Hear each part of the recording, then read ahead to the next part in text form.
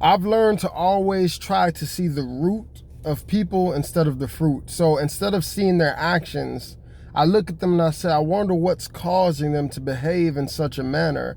And I've learned this through a lot of, different relationships in my life, hurts, being backstabbed, all kinds of stuff. One thing I've always seen is when a person is always trying to control somebody, right?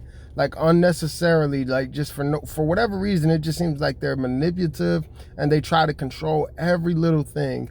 It's usually because maybe there's decisions that they've made in their life and they're not happy with the repercussions. And so they don't feel like they're in control of their life.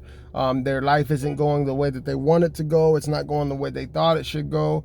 And so because of that, the only way they can feel better is when they feel like they're controlling other people. I mean, I've seen this so many different times, in relationships that go bad. People will use the kids as pawns, against one another.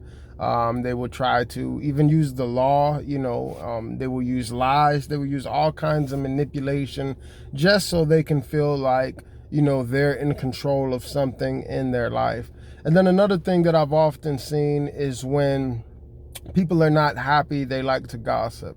When they're not happy with themselves, when they're not happy with their life, when they don't want to face the reality of their own mistakes and bad decisions, they actually feel better when they talk about other people, right? If I can talk about your problems and ignore mine, if I could talk about your failures and ignore mine, and then not only that, right?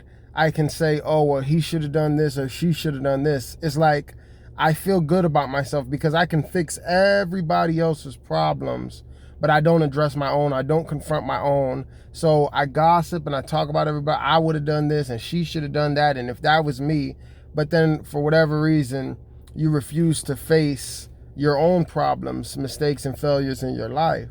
So when you deal with people, sometimes instead of getting offended, sometimes instead of getting upset, just ask the Lord to reveal to you, say, Lord, what is really going on for this person to act like that? It's very easy to just get offended and get upset and take it personal. Man, this person did me wrong. This person rejected me. This person used me. This person lied to me. This person's trying to manipulate me. And the reality is maybe God can use you to bring healing, clarity, and truth in their life. And the Bible says the truth will set them free. But if we get so caught up in our feelings of just being offended, well, you should be doing this for me, especially when it comes to our relationships and things like marriage and stuff. Why don't you treat me like I treat you? And why am I always the one having to forgive? Why am I always the one having to make peace? Why am I always the one having to do this and do that? And sometimes, you got to put all that aside and say, Lord, do you want to use me to get to the root of this problem? So then that person can start producing different fruit in their life. Just food for thought. Don't get so offended. Yes, it hurts sometimes. Yes, some people you're going to have a lot of patience with. But just ask the Lord to just give you the grace to deal with those kind of people and just come against the root of the problem. And don't get so caught just picking the fruit, right?